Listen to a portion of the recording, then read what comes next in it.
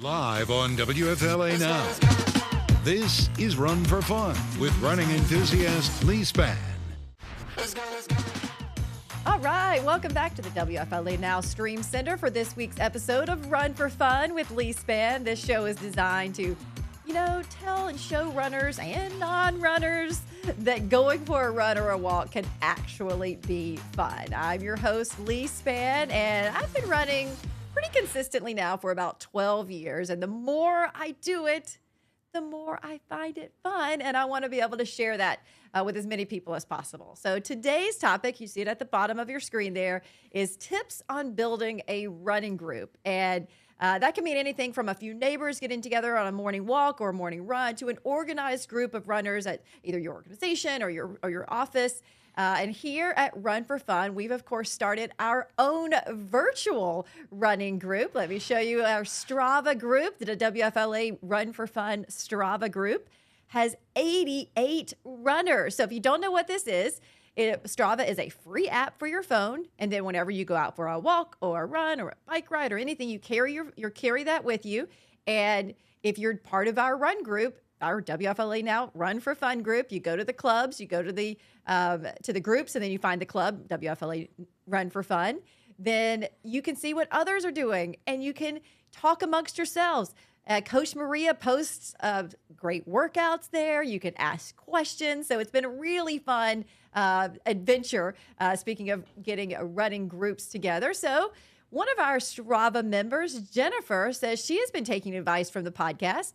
She says that I've focused on an easy pace, which makes Coach Maria very happy, by the way. And she's steadily increasing slowly but surely. So thank you, Jennifer, for being part of our Strava group. You can always check in on Jennifer's runs and walks, and then you can also ask her questions. We've heard from people on Facebook as well, especially when now this is live on the WFLA Facebook page. And so last week, Mitchell Baldwin says, everyone should be running. I agree. It's good for you. It contributes to community positivity. And we also heard from Doc, who says, keep up the good work. You will have everyone running soon. So now I'll bring in Coach Maria. Aren't you so happy that someone is taking your advice? And I know. Going into the easy runs? Especially with the easy runs, because those are the ones where people are like, I just can't go easier. So it's nice to see somebody's doing that. Yeah. And Jennifer has been somebody who has commented quite a bit in Strava, which is what we want. We want this to be a group that you can interact, because there's just something about having a running group, whether it's virtual, whether it's in person, that makes such a big difference, makes it more fun. For sure. And if you have any questions for me, ask the questions. I love to answer questions. I love to talk about running. I talk about it all the time. That's literally all we do. Except, as we have said, while we're running. We talk about anything else but running while we're running. But as soon as the run is over. And Coach Maria has started several running groups of her own. Of course, that's a part of her job is to grow a group of runners. And that's what we're a part of On Track there. But you've had your own personal running groups as well that you've created. Yeah. And I just joined a running group in Jacksonville, too. So, lots of experience with run groups. And every run group has a little different personality, which makes it even more fun. It really does. I will show you again our one that means special to me is my running groups. This was us on Saturday. We were at Safety Harbor, the Loud Runners. That's what, and then I'm also a part of Maria's run group as well with her coaching. But it just adds a little bit more. I mean, running can be such a singular sport. You can be out there all day, multiple times a week, by yourself in your own thoughts, but having that accountability, even if it's just once a week, where for once you're in someone else's head, someone else is talking to you. It's very helpful to have a running group. People, like-minded people, and you're the sum of the 5 people you spend the most time with. So typically, if you're in a run group, you're going to run more.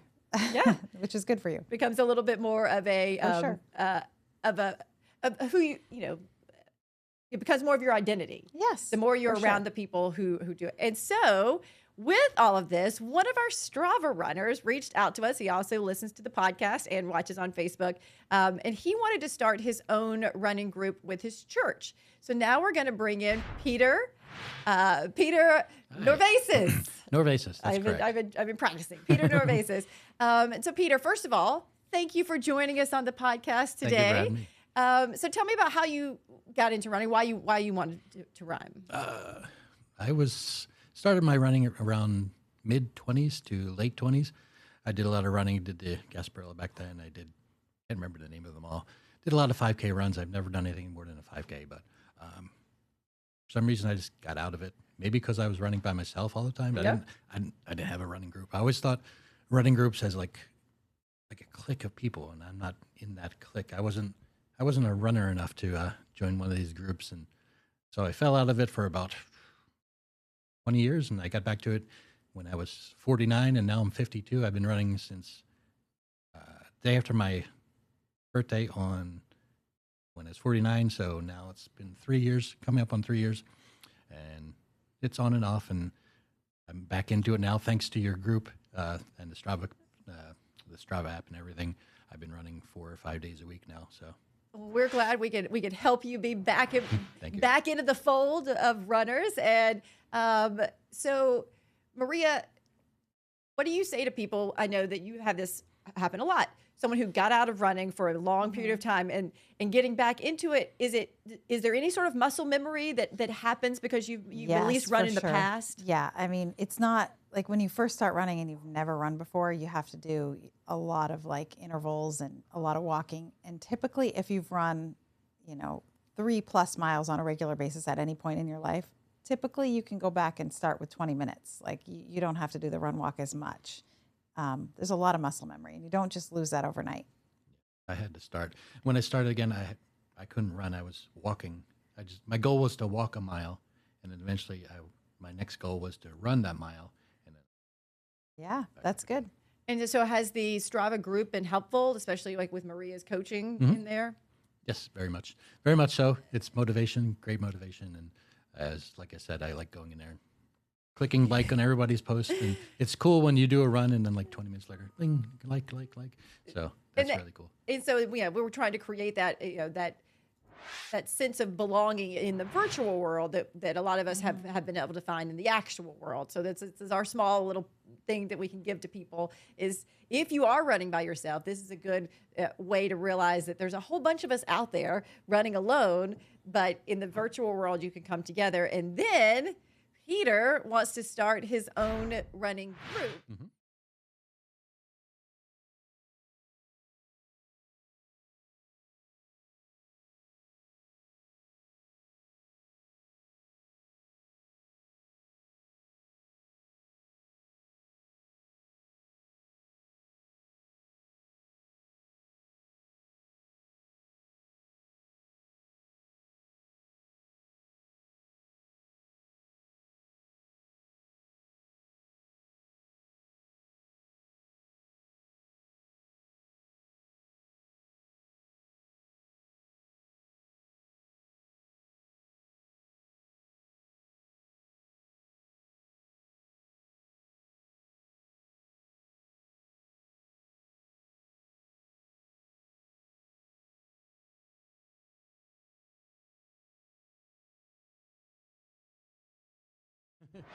We're going to slow down, right? Yeah, that's right. I am slow. That's the problem. I don't know. But Maria was saying, to build up a running group, it is a slow process. Yeah, and you have to be so patient. Yeah. You have to be patient, and you actually have to ask a lot of questions. So ask a lot of questions of your people.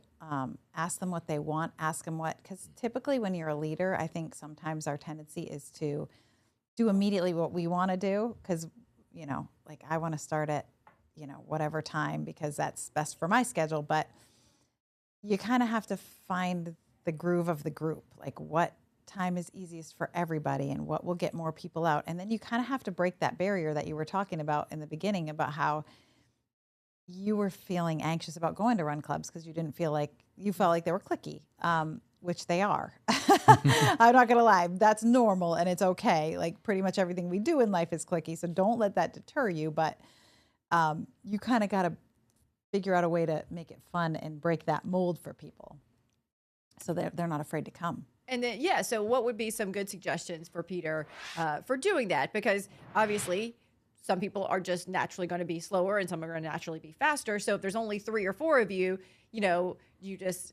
what would you recommend? I think I think if you make sure that you talk about walking a lot, people are less intimidated by walking. Hey, we're going to walk, and then and try not to leave anybody behind. Like, that's the most important thing, I think. The slower runners get left behind, and then they don't want to come back, and that can be scary if you come to a group and you don't know the route or whatever. Some things you can do to help that are to give them the route ahead of time. That takes that away. I know another run group that I am a part of. They put out like red arrows on how to get around, so that if you get lost, you know where to go. That's helpful. And just having some accountability to make sure that the new members we have of the run group are being recognized. Like, not constantly talking to your current run group about, hey, the new people, ask them questions about themselves. People love to talk about themselves. And we have a tendency to want to talk about ourselves. So ask them questions and because people never remember what you did for them, but they always remember how they made you feel. So you want to make them feel like they're important and special in the group. And then, Peter, do you have, how have you been setting it up? Do you, have a start time and a start finish time where you all get back together? Like, how does it work? No, it's just been start at 9 o'clock. Once the summer comes, it'll probably start at 8 o'clock or earlier if possible. So I went for a run on Sunday at 3:30. I thought, it'd be cool enough. No, Yesterday was supposed to be a running day, but it turned into a rest day because I was out. It happens, and that is perfectly fine. Yeah, so start at 9. I definitely emphasize to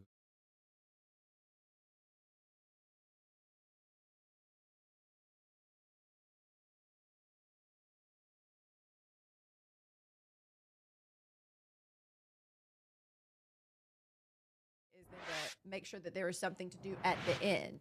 So like if it's donuts, or coffee or whatever it is, so that then if someone did get separated, that then when you come back, then you have the chance to talk. Then you have the chance to get to know each other, because you're right. Some people, they might not be able to talk as much on the run. So they're not talking about themselves, even if they want to. So give them that sort of fellowship at the end, whether it's, you bring a tub of coffee or water or Gatorade, and just say, hey, we're going to have a little time at the end as well when everyone gets back. So that way you get to know each other, even if it's not while you were on this. And then do you have a set route?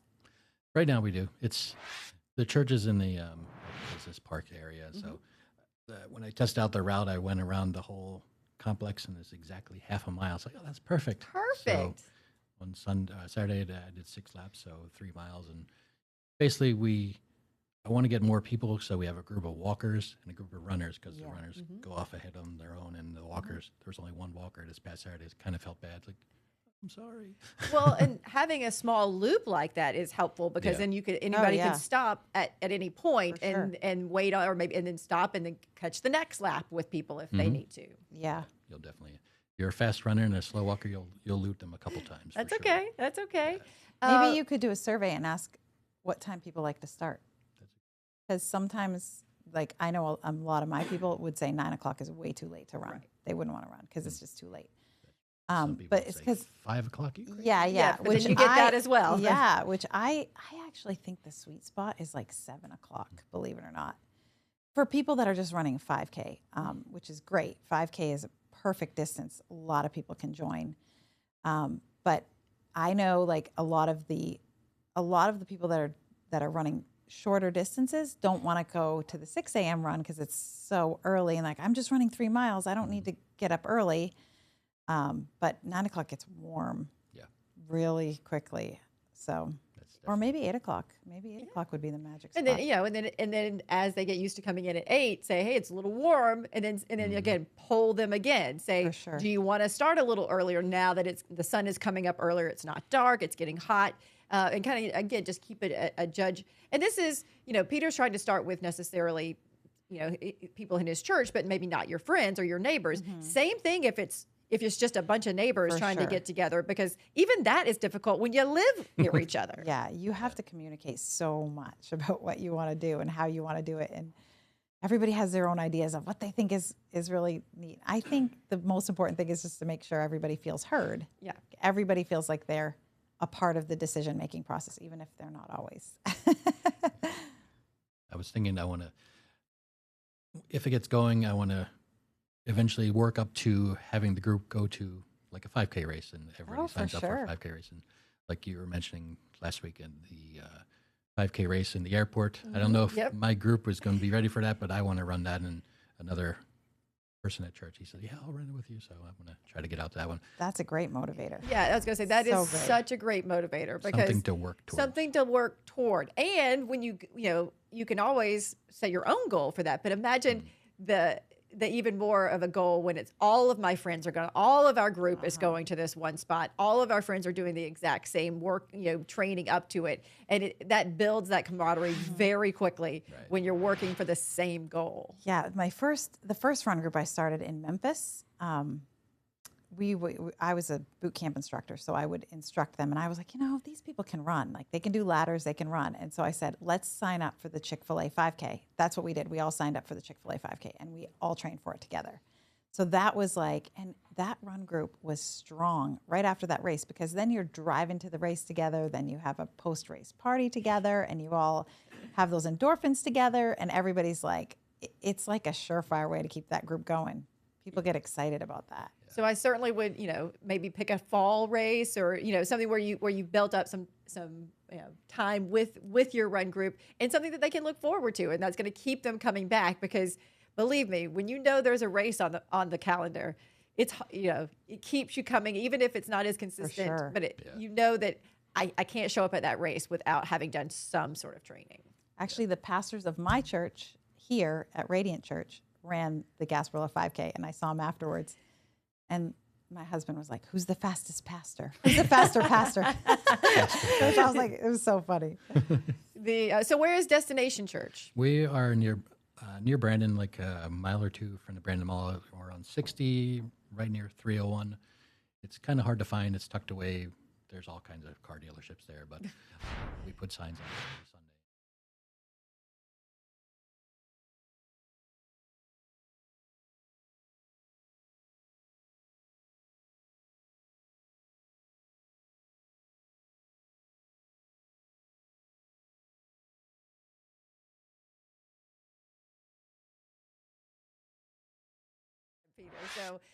So if people do want to, I know you're letting it be known to the people in your church where it is, but how should they find you? That's good. I was thinking about creating a Facebook group for running groups. Great idea. I got to do that. And the church website is destination-church.com, and you can look up me on Facebook if you can spell my last name, Peter Norvasas, Norvai. We'll show it at the bottom of the screen.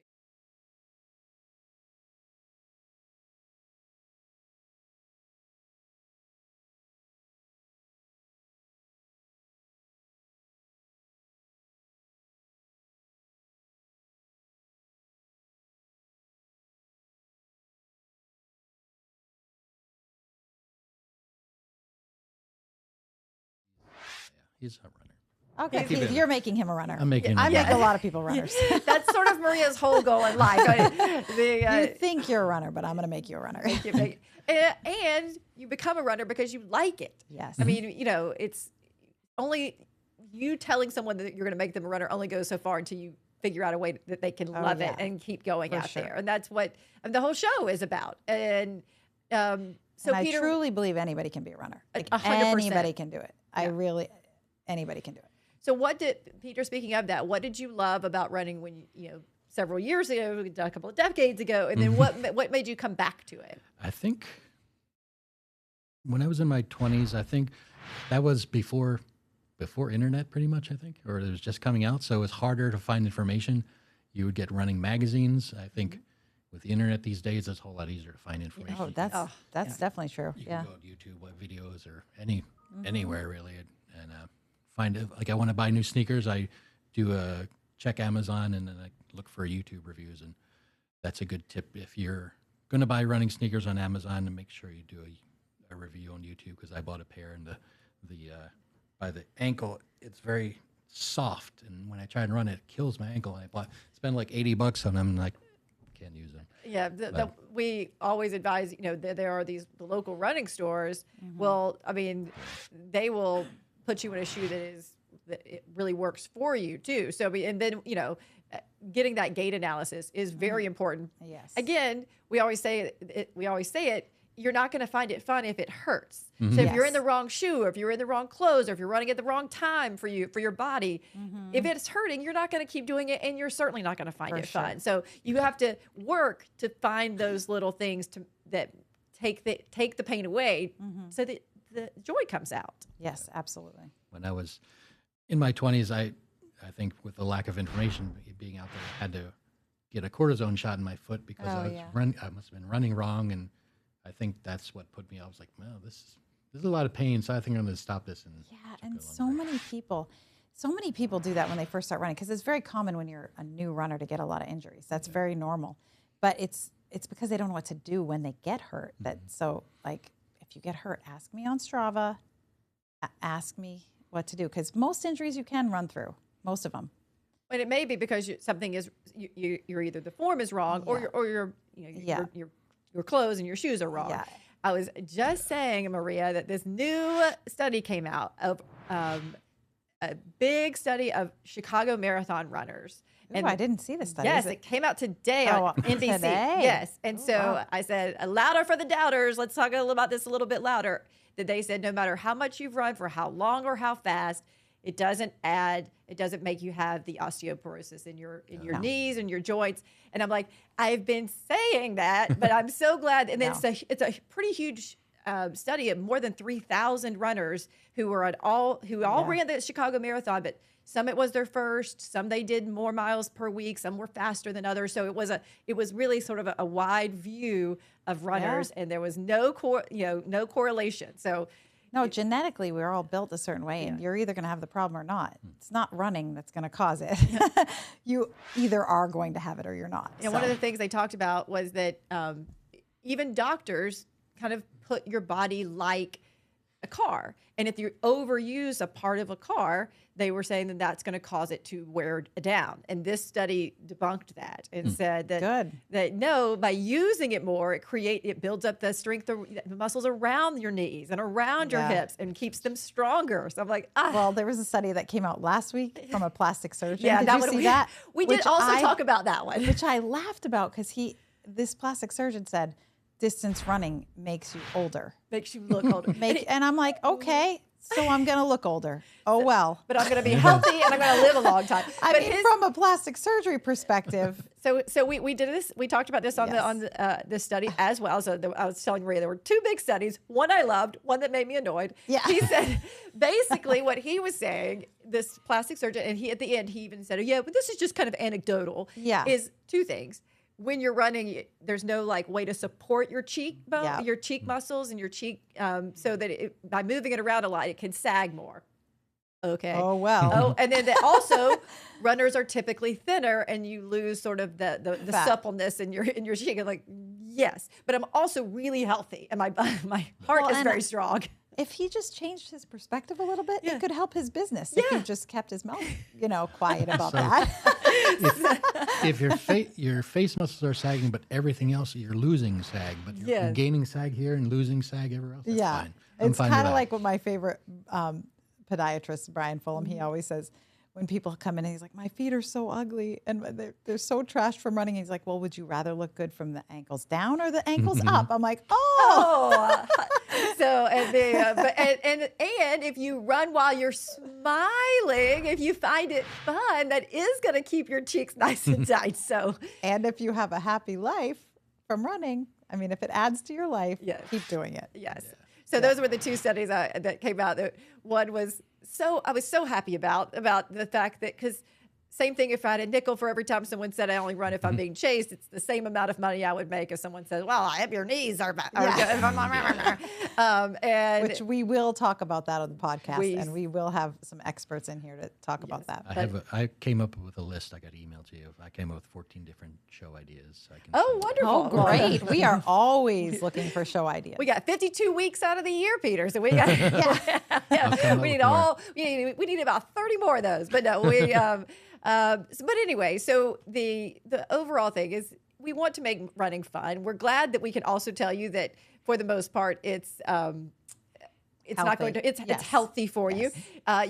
You'll lose some fat in your cheeks and you'll be just have an amazing life other than that. So don't necessarily always, the plastic surgeon said that he actually said, well, you can't, there's nothing, you have like a cheek bra to hold them, to support them. I was like, but some people don't care about that. Some people don't care. Believe it or not. Some people do. And if you do, that's awesome. Yes. But we encourage you to keep running, so you are a healthy individual.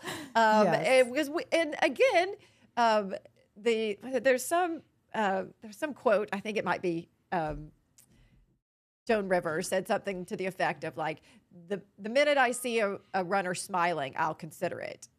And I'm like, they haven't seen us running. You hadn't seen Leigh Span and a group of my friends out running, because there is only smiles. And so that's one of the good things about having a running group. Yeah, and I want to join more running groups, but just finding the time. Yeah, it's the time. Yeah. Well, and that's, and if you continue, searching online and things like that, you can find one that does fit your time schedule. So you can say, too far away.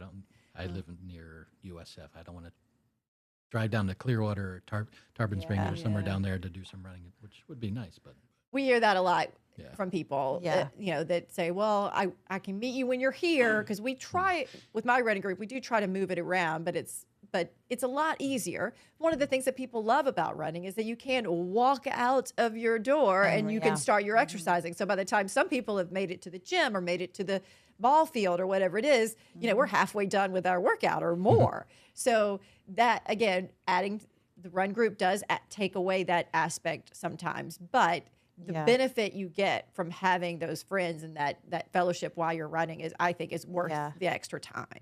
And sometimes run groups, they don't have to be like organized run groups. Right. Like my sister, she's trying to get a group of people walking during her son's baseball practice. So because it's fun for her to walk and I mean, they have to be there anyway. So take that time and go walk and do something to, add to your life as opposed to just sitting there.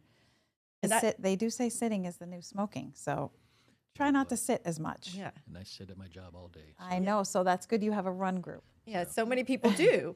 And then I do think that sitting actually can be tiresome. Yes. You're using weird muscles to just sit there. And then so you get home and you eat your dinner and you want to sit back down because you're still tired from work. But adding in this element of exercise, whether it's walking, whether it's running, whether we like the walking and the running part of it. I do think that it just adds to your life, that people, when you're not doing it, can't grasp what it adds to your life. And by bringing in friends and family into that, I know, Maria, you love it when your kids run with you. Adding that in with the whole family is just it's icing on the cake. Yeah. I was just telling Leigh earlier that my son brought home a friend for the weekend, and he actually ran 4 miles with us. Wow. So, and he is he a regular runner in college, or is he just like a college kid who? He's a college kid, but he's in the Army. He's in ROTC for the Army. So he's athletic. Lucas, he's such a good kid. Hi, Lucas. Hi, Lucas. Yeah. I told him he could come back anytime if he wants to run with us. But the biggest thing with a run group is to just be patient. Like, you're just going to have to be patient because it takes a little bit of time. Yeah. It just does. That's great. My she's 16. Hi, Bethany. Oh, see? Bethany. She doesn't run. You going to come with me? I'm sorry. No. But she might be able to walk if you get some more walkers. Maybe she could bring her friends. It's a tough sell. It might be. It's easier to sell somebody who has bad knees to go to the running club than have her run. So I'll work on it. We'll see what happens. You'll be surprised at what will happen just by her watching you. Yeah. Like, my kids, they weren't really that into it. They started running because I had this thing on my birthday where I was like, I don't want you guys to buy me a present. Just run the minutes of how old I am with me. And so they've been running. Like, last year they ran 43 minutes with me. And so they're like, oh, I don't have to buy mom a present. I can just run with her. I'm like, yeah, because that's a present. So, and they kind of like over the years have just started really liking it. But I didn't like force them to do it. So, although they would probably argue that I did, but I don't feel like I did. Somewhere subliminally, there was some encouragement. I think that's about it, Peter. Thank you. I wish you all the best. Keep us updated on Strava with how this is going. And if anybody needs to get in touch with Peter, they can find him on the Strava app. Any other final tips for Peter and just people in running groups in general? I just think the biggest thing is to make sure that your people are happy. Make sure there's, something to drink, especially in Florida. There's got to be something to drink on the course, even if it's just water or Gatorade or something, light for them. Yeah. And then just make them feel special. Like I can't tell you how many times I've gone to a run group and not a single person has asked me a single thing about me as a new person. I wouldn't go again. Yeah, and it's just sad. I'm like, or I sit at a table and nobody says anything to the new person, and the person is not going to come back. Yeah. So just ask questions, make people feel special, and they'll come back, and they'll bring people. So gotta be patient and ask questions. I will definitely keep up on Strava and let you know how it's going, and spam the Strava group with my running group every now and then, try to get people to show up. And it's a free running group. That's another thing I mentioned. It's free because I had a friend saying, "Oh, we can take videos and I have this expensive camera. You can make lots of money." It's like, no, it's not about money. Right. I don't care about making money. It's about for the love of running and fellowshipping with friends, and that's all. And actually, the picture. Take a picture of your group. Yes, I forgot to do that. I mean, and post it somewhere and say, hey, people, people go nuts. Even I take really awful pictures and they still want me to take pictures. Take a picture of the group. Yeah, your phone has made it better. Yeah. You got a better phone and that didn't work. But I still struggle with the pictures. But they love the pictures. People love to feel like they're a part of something and that they can share it on social media. Oh, and that helps your run group grow too, because when they see it on social media, then other people come. So, yeah, and if your church has a Facebook page, or if you're in the church bulletin or whatever that is, if you have, especially maybe a time when you have 4 or 5 people, not just you and the pastor maybe, but you have a couple of extra people, that everybody wants to be.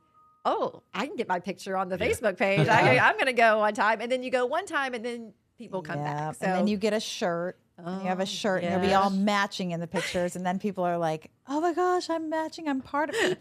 Honestly, people just really want to feel like they're part of something. That's true. It really is in a society right now where we're so supposedly connected. Everybody's so connected. We're the loneliest we've ever been. And you know what I heard? Yeah. It was several years ago, and it stuck with me all this time. And whether it's, I didn't look into the research or anything, but it said one of the keys to happiness is being a part of something that if you're not there, they miss you. Yes. And so that is, if you know that there's a bunch of people or even a small group of people missing you when you're not there, they said that is a key to happiness, to being that much into some sort of group, whether, whatever it be.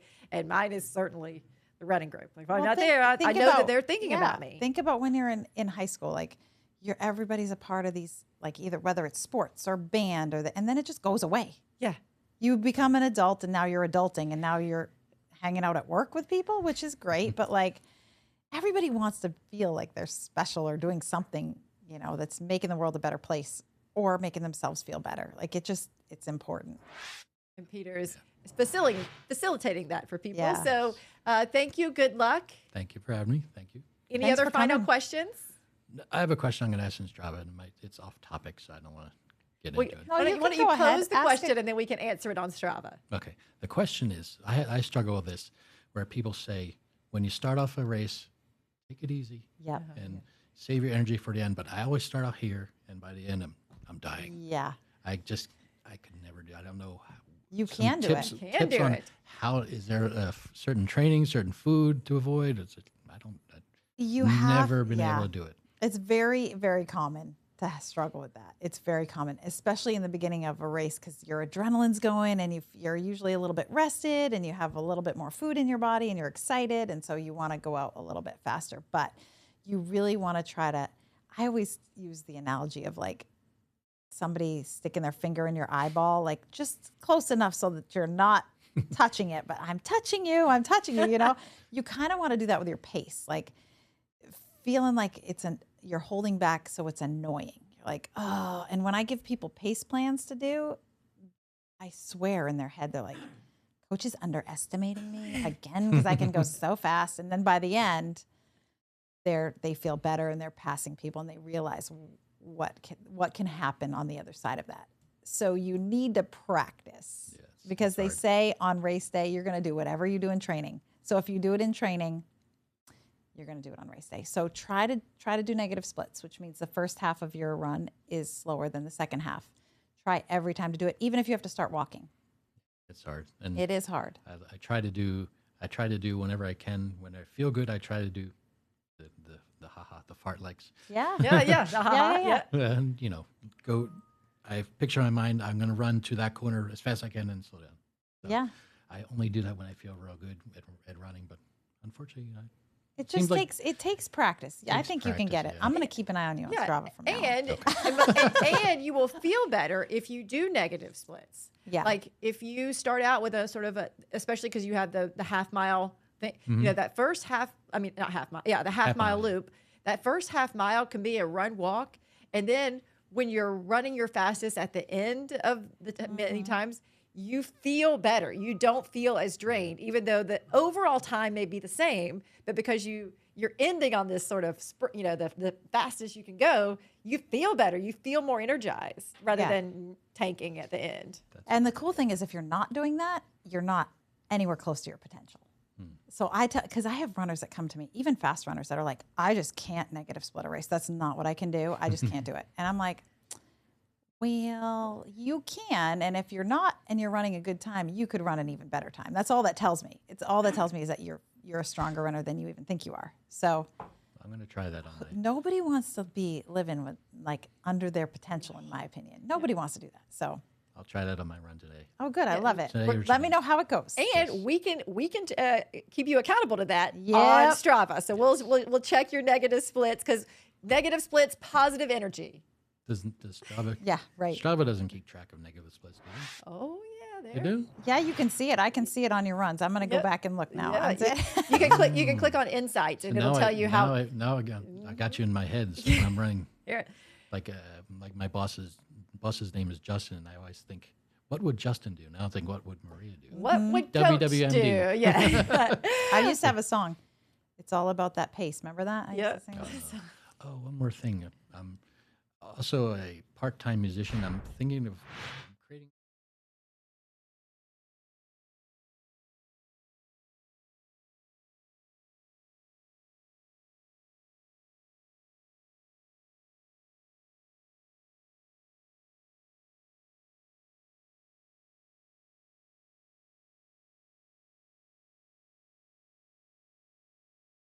Your cadence. It keeps your cadence going. I was thinking 105. But remember, you have short strides. Short steps, short fast steps. You want to take more steps, even if with the exact same speed or pace. 180. You want to put more. So. Yeah, put more there actually is on Spotify. They have a whole list of songs that they made 180 so that you can. It only works if you can keep a beat, but if you're a musician, I know you can. Sometimes I've tried to teach people that don't know how to keep a beat. I'm like, forget the metronome. Forget it. 'Cause I got a metronome app, and I'm going to run with a metronome. I was like, that's boring. I'm gonna run Yeah, with a no, metronome. yeah. So were you going to create a song yourself? Yes. Oh, I like So, that. 180. I'll think 180. That seems super fast, but all right. Are you like what kind of musician? Not a good one.